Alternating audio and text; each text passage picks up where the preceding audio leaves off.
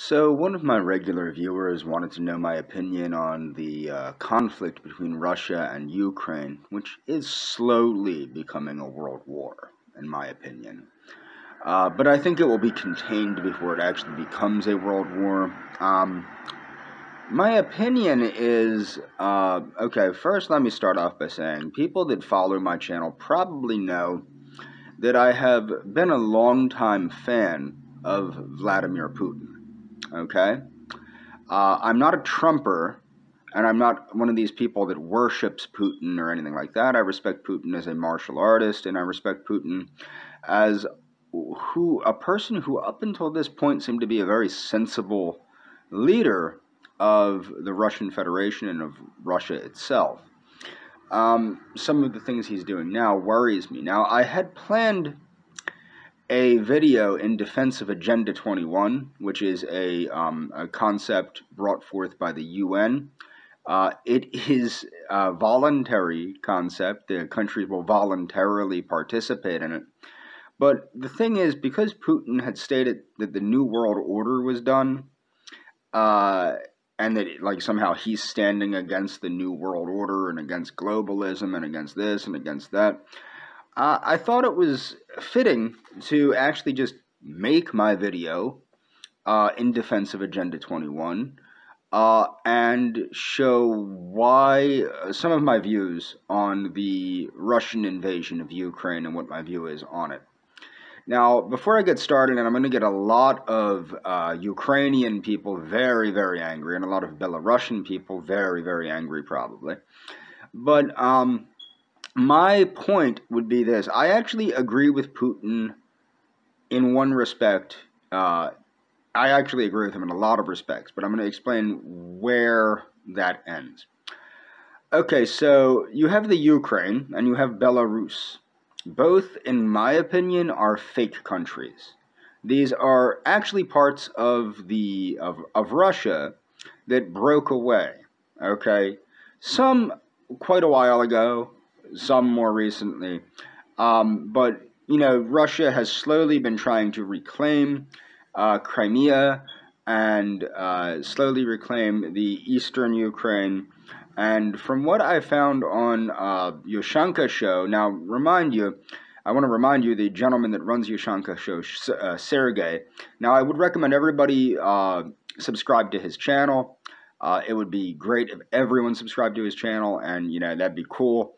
But what I want people to know is he is Ukrainian, so he does have the mindset of a Ukrainian, and he is a Ukrainian nationalist in the sense, not like the Azov battalion or whatever, but he is a Ukrainian nationalist in the sense that he believes that Ukraine has a right to exist as an independent nation from Russia. I don't believe so. I believe that, in my opinion, the Ukraine and Belarus are fake countries. There are various fake countries throughout the world. Another fake country, as people know, is Israel. I consider Israel a fake country. The real country there is Palestine. And I actually agreed with Yasser Arafat, and I believed that what should have taken place is that it should be Palestine, and people should be granted votes based on their proportion in the population. Every individual has a vote, and those votes add up, and that's how it is. And people complain, oh, well, there's not enough of my group of people. Okay, well then, whatever. Maybe you shouldn't have started a country in somebody else's country. Okay, so that's one of the things there. But it's a similar concept with Belarus and Ukraine about how they broke away from Mother Russia. You know what I'm saying? And frankly, I really don't care about any of these countries. That's what people need to understand. I am at my heart a United States nationalist. I am a nationalist for the United States of America. And people might go, well, then how can you support the UN, and how can you support Agenda 21, and how can you support this, and da-da-da-da-da, and you support globalism, and you support Pan-Americanism? How can you be a nationalist and support all of these individual things? Well, the reason why is because the UN is not anti-nationalist.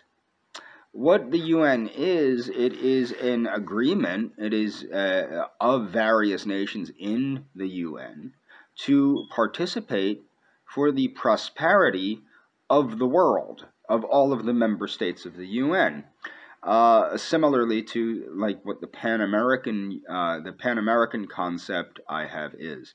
Now, of course, I think all countries should be nationalistic. All countries should have borders. You should not have this idea, like for example, in the EU, you shouldn't have an idea that you can make Germans out of Englishmen or Frenchmen out of Cypriots, or, you know, it just doesn't work. That's not how it works. People are who they are. People have grown in the regions where they are for many thousands of years in some cases. I do see the United States and the Americas, the countries of the Americas, of the New World, and of Oceania, and of like the African countries, like the former Rhodesia and South Africa. I do see the colonial countries, the former colonial powers, as far, far different than the old world powers. And I've long supported a split of the new world from the old world. However, what Agenda 21 actually promotes is sustainable development. And people might be against sustainable development, but you have to understand we all share the same world. We share the same earth. We share the same environment. Okay? So that's why I support sustainable development. One of my primary concerns with the UN, I have a couple concerns with what the UN promotes or how they promote it. One of the biggest concerns I have with the UN is a lot of the environmental standards and a lot of the human rights standards and a lot of these standards and those standards and da-da-da-da-da. A lot of these things have already been accomplished by the United States, and sometimes I have doubt of the need for the United States to really abide by the UN or even be a member of the UN, being that we have already accomplished much of what the UN promotes through our constitutional concepts, our Bill of Rights, the progressive era. And this is also one of the primary, see, people might also know I'm a big fan of the Big H. I'm a big fan of Benito Mussolini. I'm a big fan of Lenin. I'm a big fan of Stalin. But one of the problems is in the United States, we had already achieved, I'm a big fan of Juan Perón. We already achieved much of what National Socialism was working for, much of what communism was working for through the progressive era. If we did not stop with progressivism, we would have a second Bill of Rights. We would have these things in place. We would have sustainable development. We would have conservation. We do. We have very real conservation measures in the United States that aren't in other countries. Okay? So my point is a lot of what I support that the UN supports on a global level, the United States has already achieved times 2 or 3 sometimes in the United States. Okay? And there are some negatives that I don't agree with in the UN. I don't agree with how the UN likes to promote a concept of racial homogenization. Not that I'm necessarily against that. I believe people should have the right to breed with whoever they want and have children with whomever they want. But the point is, I don't think it should be coming from a governmental place, but the UN is not, it's promoting this peacenik education crap. I disagree with that, but that, you know, you're never going to agree with 100% of anything. But ultimately, the UN, the World Health Organization, these things are a net positive.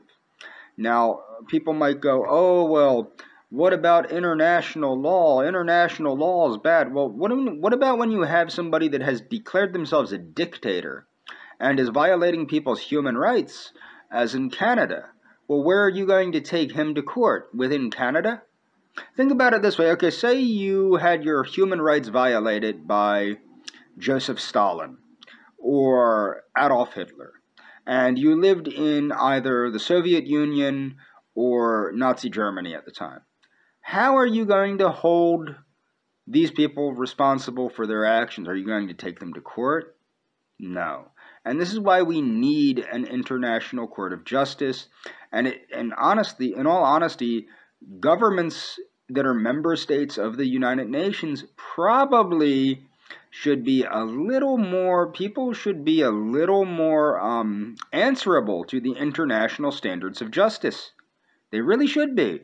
Because you have whole countries like Cuba and Venezuela, and now what do you call it? And now Canada, Russia, Belarus. You have these member states of of the UN that really are not respecting the rights of their citizens to the level that the rights of the citizens should be respected. And people might point out, a lot of people point out that I quote, have a problem with homosexuals. I honestly don't. I think people, as long as they're not involving children or people that are, not mentally competent enough to make their own choices, people with severe mental illnesses or people that are mentally challenged, I don't really care what two consenting adults do. I really don't. And I don't think that I don't think you require laws to dictate to dictate adults' personal behavior. I believe that the reality is that morality should be dictated by the individual, and that individual should have garnered that reality through a combination of nature and nurture, either nurture from the family, nurture from the nuclear family, and nurture from the church, religious institution, and community organizations that they belong to. This is a necessity.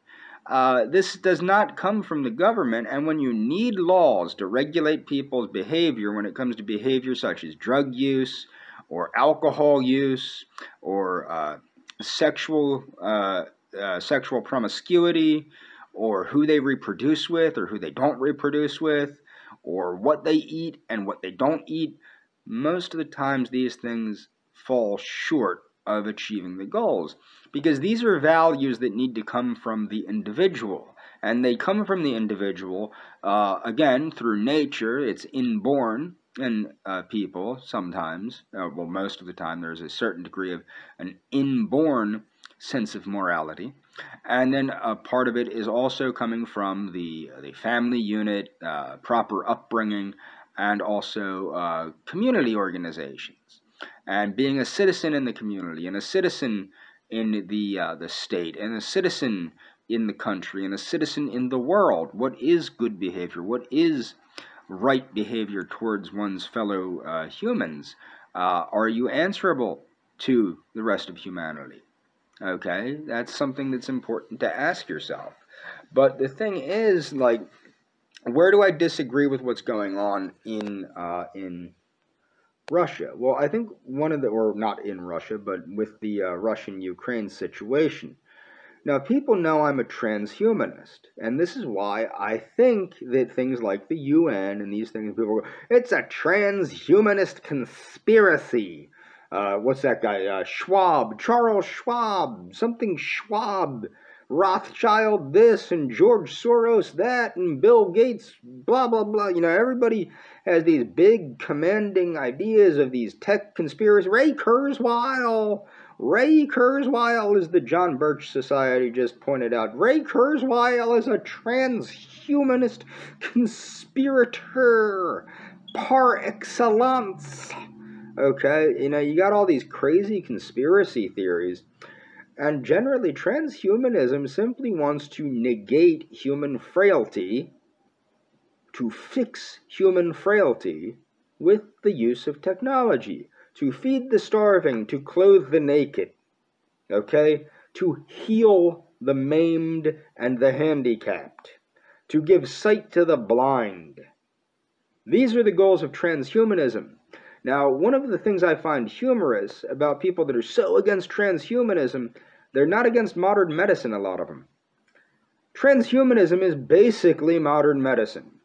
Okay? Just because somebody wants to get rid of genetic diseases by fixing people's genetic codes through things like CRISPR and other genetic modifications to augment the human genome to save people from genetic disease, does not make that different than medicine. That's medicine, okay?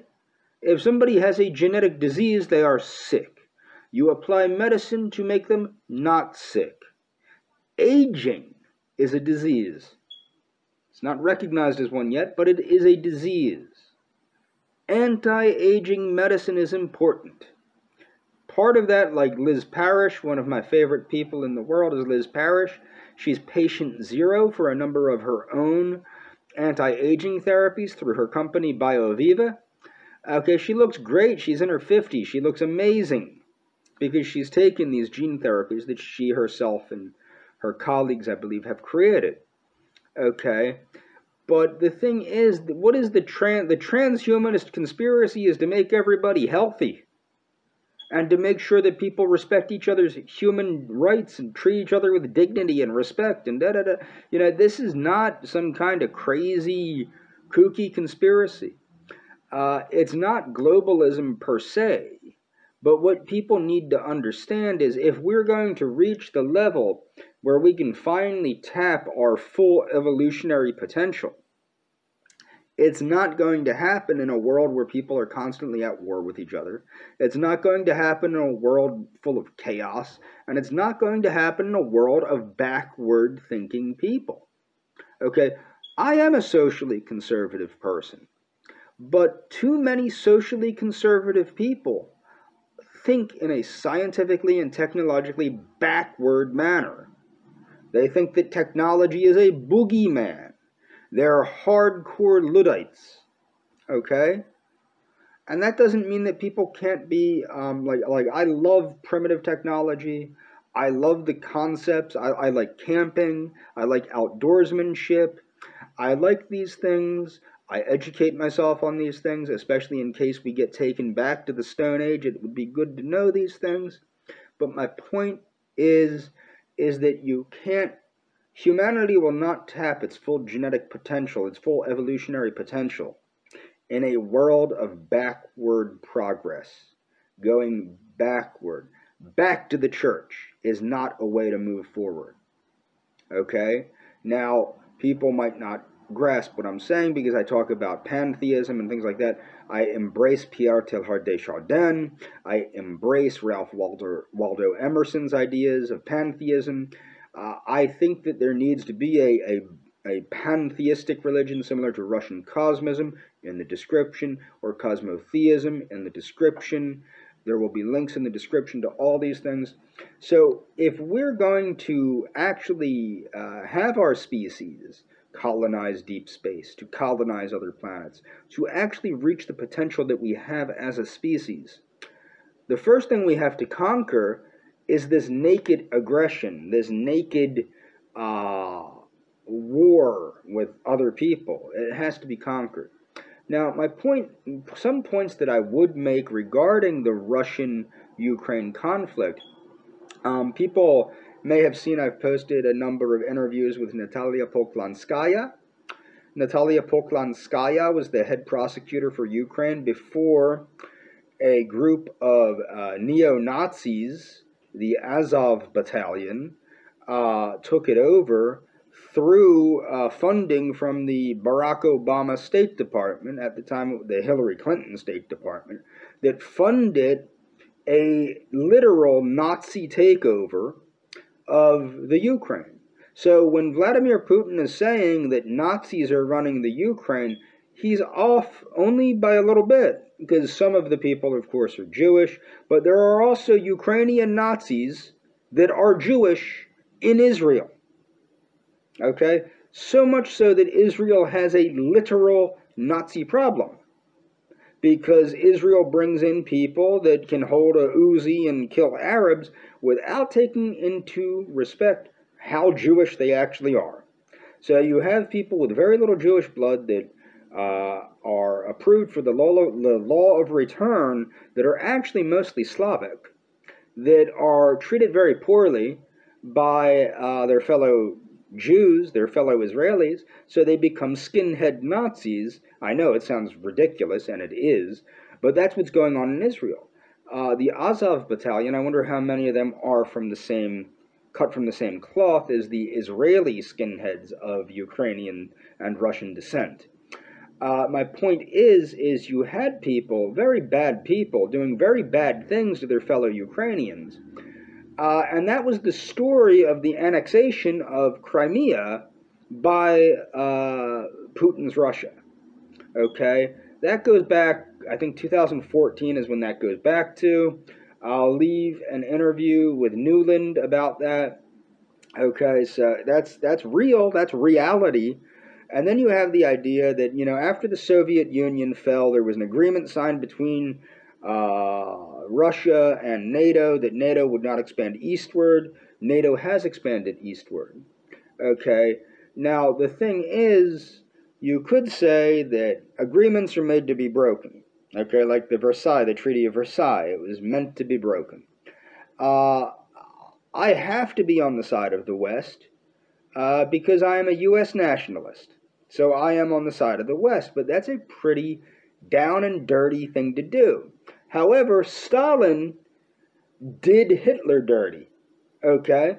Now, what do I mean by that? Now, people might remember the Ribbentrop-Molotov agreement, where the Soviet Union under Stalin and Nazi Germany under Adolf Hitler went into Poland and took over Poland and then carved up Eastern Europe. And then Stalin did Hitler dirty by continually attacking German protectorates and trying to absorb Germany. Now, Germany already had an agreement with Neville Chamberlain that England would defend Germany in case of Stalin trying to absorb Germany. Stalin's view was that, Nazi Germany, National Socialist Germany, was socialist, and it should just become part of the greater Soviet Union. But, of course, National Socialism is nationalistic. This is similar. See, this is what people don't understand about the Slavic mind, and people should, if they learn about Russian history and the history of the Kievan Rus, they need dictators. It doesn't matter. See, people are the people they are. Okay, that's just who they are. They are who they are. It's in their genes of who they are. Okay, so whether you're talking about the ancient chieftains of the Kievan Rus, or you're talking about the Tsar, or you're talking about the Soviet premiers, or you're talking about Vladimir Putin, the Russian people, the Slavic people of that region, require a dictator. It's in them. They can't operate under anything but a dictatorship. That's just how they operate. If you notice, they didn't do too well under the non-dictatorships of Boris Yeltsin and Mikhail Gorbachev. They didn't do too well. These people require dictatorship. That's just what their brain is. That's the kind of government they prefer. Okay? And who are we to tell them what kind of government they should have? And we haven't. Except for the fact that now where I disagree is it's starting to get crazy when we rightly sanctioned Russia and we rightly sanctioned Belarus. And you have this Lushenko dude at a press conference declaring that there's going to be nuclear annihilation if we sanction Belarus. And you have Putin for a number of years bragging about his nuclear arsenal and threatening nuclear war. And these are not the words, these are not the words and actions of healthy people. Okay? And I do believe that one of the problems that Russia is having in Ukraine has to do with the fact that he thought, like Hitler, when Hitler went into Austria and was greeted as a great liberator and somebody rejoining the old empire, the Austro-Hungarian Empire, reclaiming the lost lands of the Austro-Hungarian Empire, he was not greeted that way by the Ukrainians. Okay, Putin was not greeted as Hitler was by the Austrians or by the Ukrainians. Like, Putin was not greeted in the same manner that Hitler was by the Austrians, by the Ukrainians. Okay, but you also have to keep in mind that Austria, people don't understand this, and I keep saying this, I am at my heart a fascist, but noting that fascism does not fit a United States culture, I accept to be a Roosevelt progressive, predominantly a Teddy Roosevelt progressive. That meshes with me and meshes with my country. That is the ideal system of governance for the United States as far as I am concerned. Okay? So, in Austria, they were previously, prior to Hitler making them National Socialist and forcing them to rejoin the Greater Germany, there was a civil war in Austria. Mussolini almost took the side of Austria over not National Socialist Germany, because fascist Austria was fascist and was sided with Benito Mussolini. And that's there are important things to keep in mind. Fascists are not National Socialists are not fascists, and communists are neither. Okay? There are things we can learn from these systems of governance. There are things that we can learn not to do. Like, there's things we can learn to do and things we can learn not to do. But ultimately, the path towards progress for the United States is a blending of constitutionality, respect for the Constitution, respect for the structure of the U.S. government, and a scientific, a progressive mindset that implements science in the forging of public policy, which adheres to the dictates of the Constitution and the Bill of Rights. Okay? This is the best path forward for the United States. I am concerned about the United States. Unfortunately, it seems like we are having a slow crawl to a world war. And this is due to, like, I was joking earlier with a friend of mine that, for all these years we were concerned about Kim Jong-un being a kook. Well, maybe it wasn't Kim Jong-un we should have been worried about. Maybe it was Vladimir Putin, who has, for the most part, always seemed very controlled, measured, and very Machiavellian. I am a big fan of Putin, but in the sense of what's going on now, it is clear to me that Vladimir Putin, and especially this Lukashenko dude, they are dangers to the world at large. They are dangers to the West. People that support Western civilization need to understand that Western civilization is not Slavic. Western civilization is Anglo-Germanic. Nordic Anglo-Germanic, okay? That is Western civilization. I'm not anti-Slavic, but we need to measure things out the way they are. If you love Western civilization, you must take into account that Western civilization is not Eastern civilization, okay? And when the East starts posing a threat to the West, you have to start reconsidering things. Even for you people out there that are hardcore, diehard Putin fans. Like I said, I've respected Vladimir Putin for a long time as a martial artist. I think he has been an excellent leader of Russia up until this point. I don't know how this is going to turn out personally. I have a feeling it will turn out one of two ways. Maybe three. There might be three ways. Number one, Russia dethrones Putin. Number two, Putin comes to his senses and stops this stuff. Number three, well, that's four actually. Number three, there is a war of containment launched by NATO and by some of the Asian countries to contain this threat. And number four, we have a slow crawl toward World War III. That's the four ways I see this. But ultimately, I do want to make known, like, honestly, I do think that Belarus and Ukraine are basically just Russia. And if, in my opinion, the understanding that Belarus and Ukraine and Russia are all one big country, I think is kind of reasonable. I don't think that the problem is, if Ukraine does not want to join Russia, it should not be forced to join Russia. The other thing is, like Tulsi Gabbard said, probably what should happen is the Ukraine should be forced to be a neutral country, and therefore it does not pose a threat to either the Russian Federation, nor does it pose a threat to NATO. However, the problem with that is when you have people like Vladimir Putin and this Lushenko dude threatening nuclear annihilation in response to sanctions, it seems to be not very easy to walk back. Is the problem. Like, it seems like there was a Pandora's box opened that cannot be closed at this point, and it seems like we are making a slow crawl toward World War III. And that is frightening to me, especially somebody that sees the goal of humanity to tap our full evolutionary potential and to colonize space and to become like God, okay?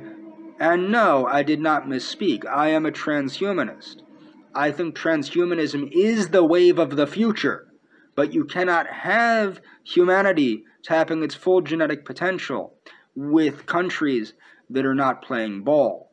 And, you know, the New World Order is not a bad thing. The New World Order, as George H.W. Bush, when he said New World Order, it was supposed to be all the countries of the world, all the civilized countries, particularly the USA and the USSR, working towards maximum peace, maximum prosperity for every single man, woman, and child on Earth. The New World Order was a good thing. Okay? And that's all for this video.